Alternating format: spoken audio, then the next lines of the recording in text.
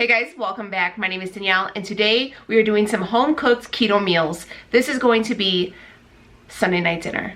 So if you guys are here for a home-cooked Sunday night dinner, that would be perfect if you had guests who weren't keto so you could trick them into seeing just how you eat on keto. Please stay tuned. We are going to season the steaks first. How long are we going to let them sit? About a good 2 hours at least. About 2 hours. Tell them, what kind of cut of steaks are these? Sirloin cap steaks. Sirloin cap steaks. Or the picanha too. A lot of people, it's picanha. Picanha? But cut into strips. Picanha, but cut into strips? Yeah. So we got ours at Costco. If you guys have not seen the Costco grocery haul, we will link it in the eye in the sky. But yeah, they're looking, this one looks real good already. Like it looks real tender already. Yeah, so it's a little thinner. So what are we doing? We're gonna cut them and make them a little thinner? Yeah, I'm just gonna make them a little thinner.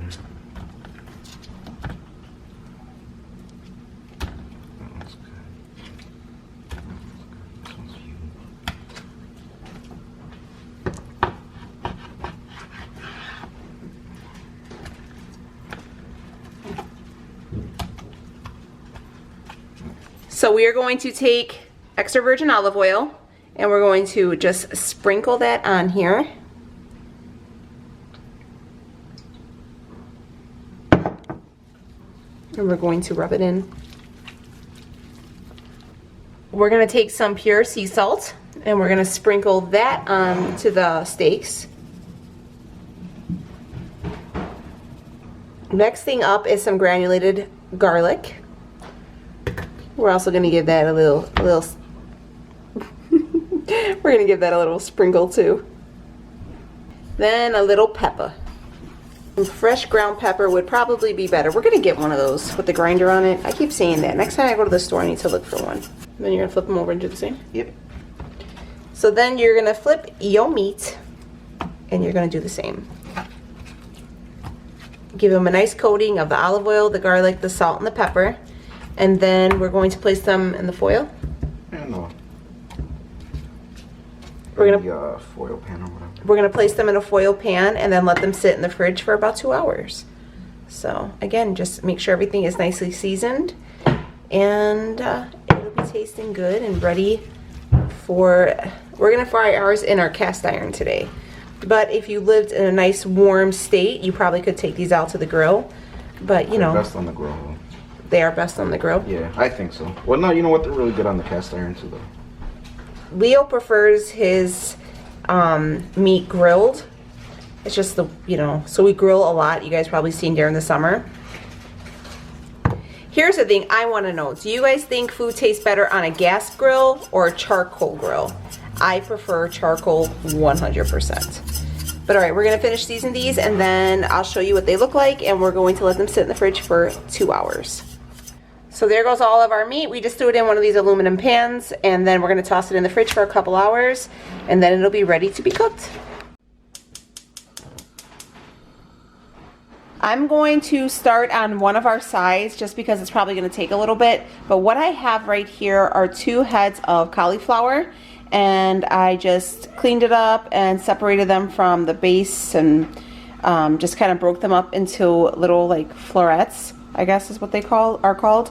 But we're gonna boil these probably about 20 minutes. You just want them soft enough. You don't want them mushy because we're gonna still eat them where they're still kind of formed, but soft enough to where you can kind of pass your fork or your knife through them, okay?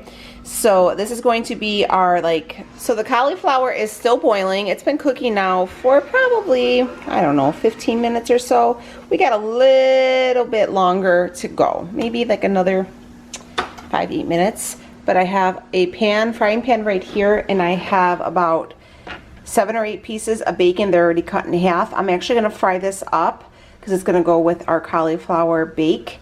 So I'm gonna slice these up and cook this up, and then by the time I'm done cooking everything up, the cauliflower will come out and we'll just throw it in a strainer, and then we will get all of our ingredients together for the next round.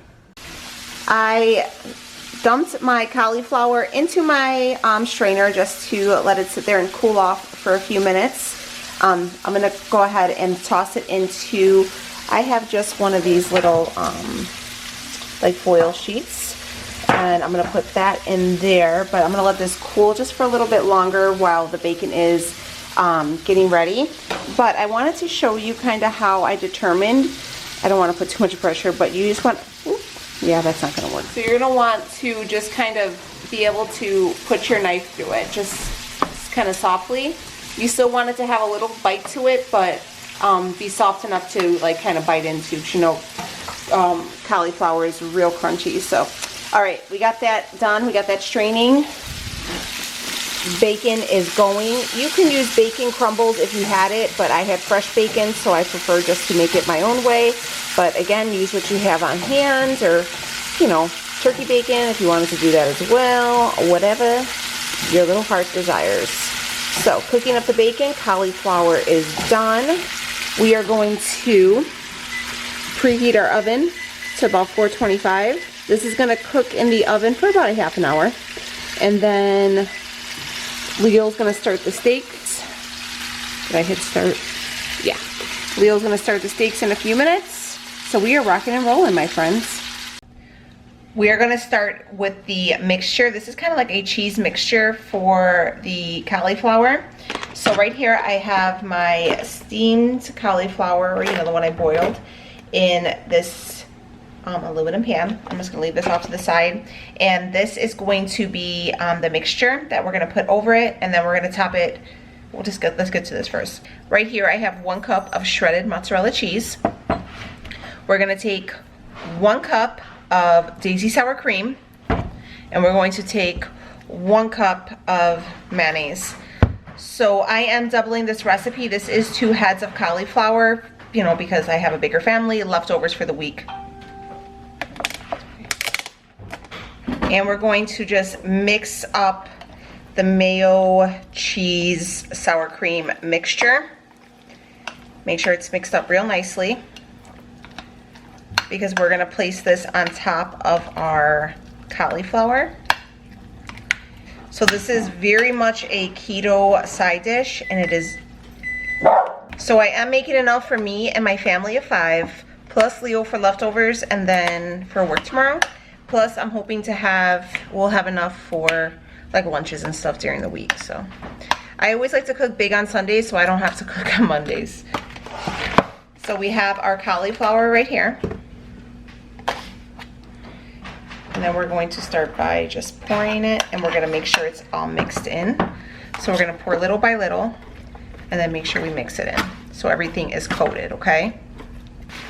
A lot of people ask me how I get my little children, my 9 and 5-year-old to eat this, is I don't tell them that it's cauliflower, because they judge it before they even have it. Because they'll be like, ew, it's cauliflower, no. I just tell them it's like mac and cheese. And they're like, oh, okay. Yeah, I love mac and cheese. Okay, so now that everything is covered, I'm gonna kind of push everything down, make sure it's all kind of packed in there. Sorry, Ben.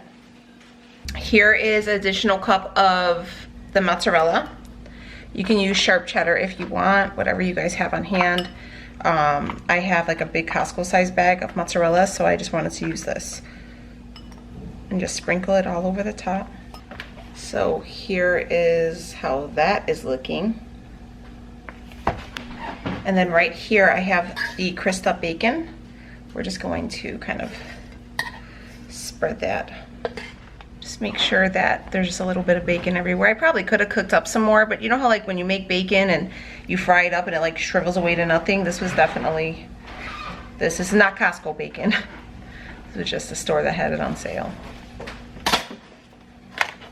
So here is how our beautiful cauliflower bake is looking with that fresh cooked bacon. Yes, so we're gonna toss this into the oven for about 25 minutes, okay? Just until everything gets melted and bubbly and crispy.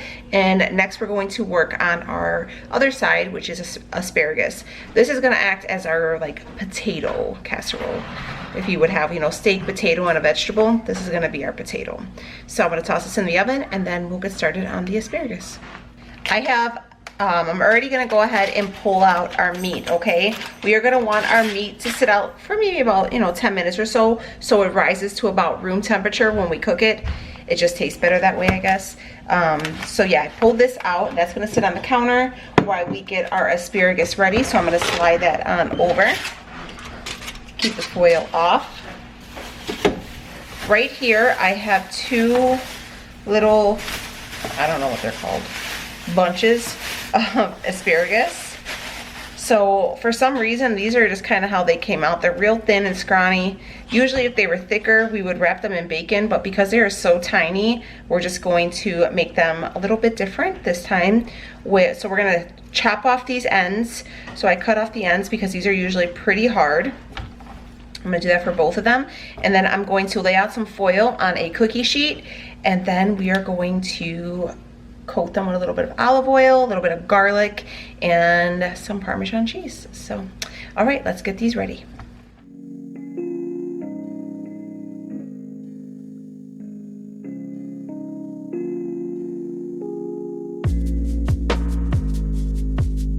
Have all my asparagus. I trimmed off the edges and I lined them all on this cookie sheet. Like I said, this is two little, I don't know, bundles.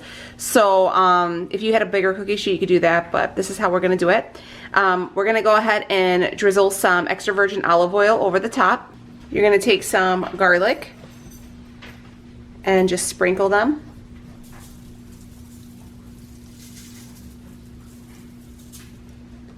And then if you want to toss them with your hands a little bit to make sure everything is coated, to make sure every spear, I guess, gets a nice coat and a nice seasoning of it. Asparagus are super good for you, and they actually cook up really nicely, and you can have them again the next day. So I like to make a lot of sides so I can have them again for dinner the next day and just come up with a major protein, which is always pretty easy. That's a meal planning trick for you. So give them a little bit more of the garlic.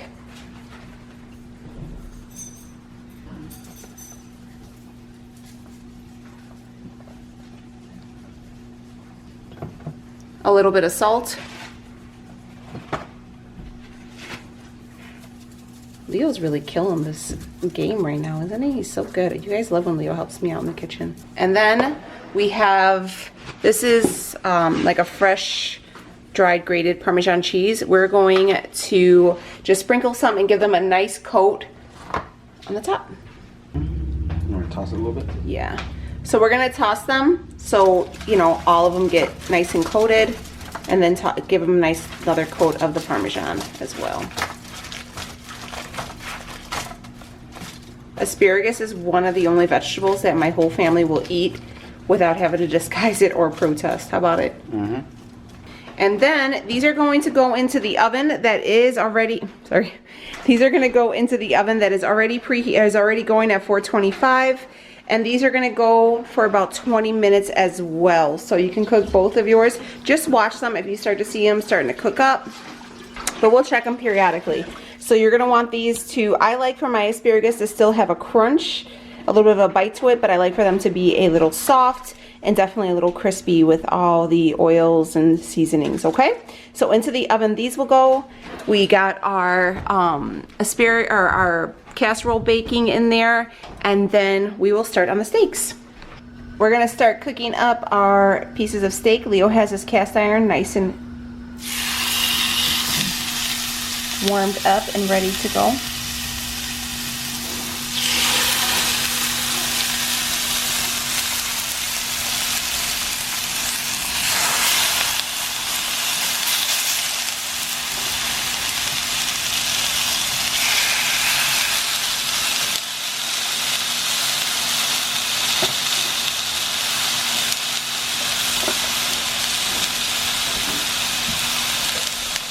Foil.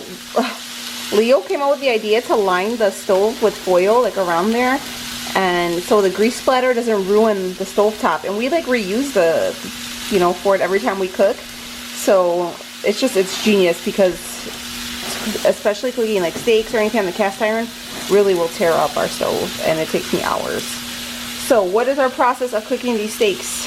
Oh, you just Gonna cook them up. Until what temperature? Like, how do you like to do it? That depends on how well done you want them. If you want them at I suggest them at a medium, at about 130, 140.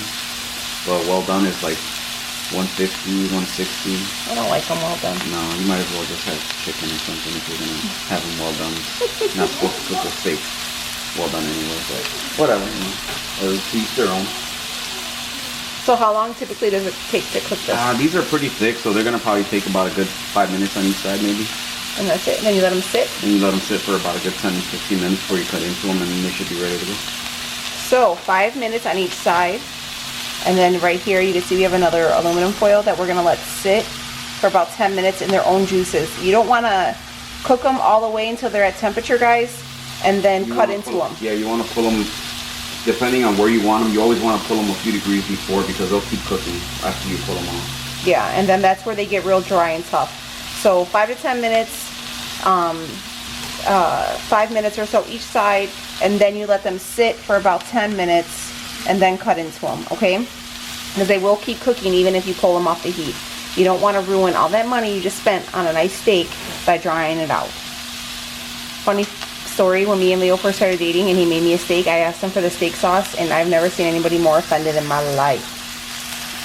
Ooh.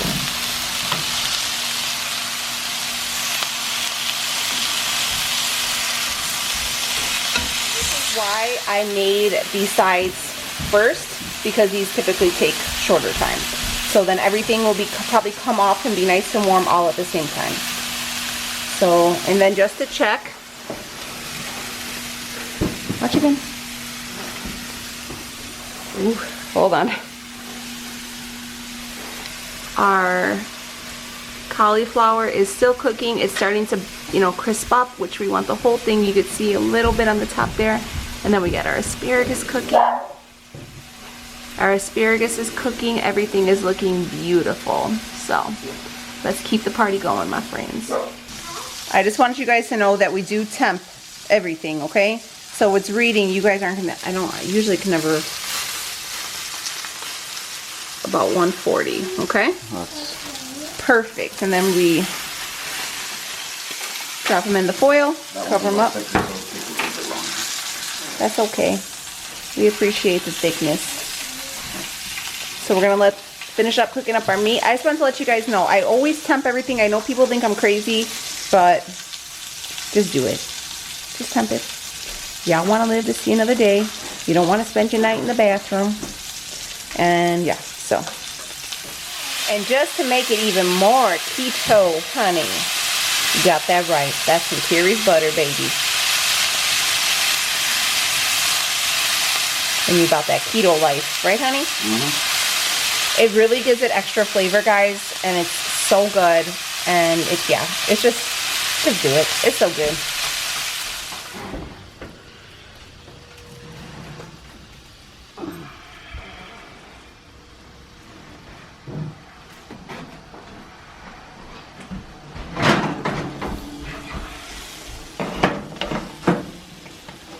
So we just pulled out our asparagus. You guys can see they look so good. Probably when I plate them up, I will sprinkle just a little bit more Parmesan cheese so it's nice and fresh. But yes, they have like a nice coating to them. They're cooked, but you know, they're still biteable, but they're still pretty crisp, which I like. But yeah, delicious, delicious. And then, my friends, are you guys ready? Ooh, honey. So I'm going to divide this probably, let's see, 1, 2, 3. I'm probably going to make this about 8 servings, okay? So if you guys were in your carb manager right now, I would make this for 8 servings. But yeah, very, very good. Looks so good. Look at that. I'm going to plate up everything, and then I will kind of show you guys how everything comes out. But we're going to have our potato casserole right here, our baked asparagus, and some steak. So that is good eating on a Sunday, my friends. Good eating.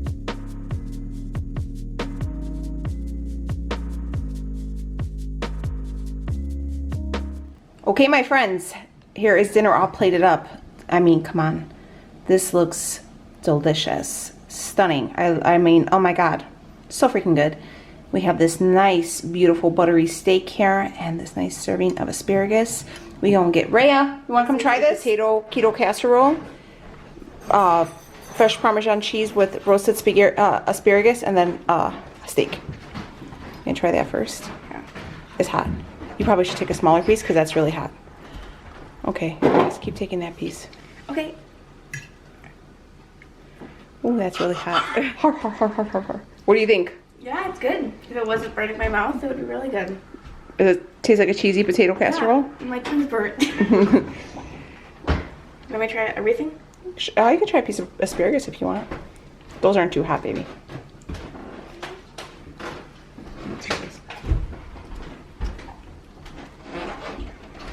Yeah, you like that? Sophie. That was me with the apple pie. Sophie, What? what'd you think of the potatoes? Good. What are they really? Cauliflower. Benny, get down. Do you like them? Yeah. And that was mashed potatoes. Benny, And that was mashed potatoes. Becky, what'd you think of the food? Good. Yeah? How about the potatoes? It was cauliflower. But do they taste like potatoes? Like creamy good potatoes? Yeah. Oh, that was mashed potatoes. Yeah, with the bacon. They were delicious. Yeah? Dad, You liked it too, Sophie? Daddy. Oh, you see, we got a trickster. All right, my friends, I am going to serve up the family. We're going to sit down, log off the internet, turn off the phones, just kind of do the family thing and have ourselves a nice family Sunday dinner. But I hope you guys find some inspiration for your next meal. And yeah, I will link the potato casserole down below so you guys can go ahead and check it out and remake it if you would like. And yeah, so if you guys are new here, hey, what's up? My name's Danielle, and we do this keto thing a few times a week, and then we touch on everything that is anything in your everyday life. I would love for you guys to stick around. Please make sure you subscribe, hit the notification bell. It's a good time around here, and I would love for you to join our crew, because we're real friends. We're real friends around here. It's a good place to be. But all right, my friends, dinner's ready, and I'm gonna hang out with the fam. I will see you guys on the next one. Take it easy, friends.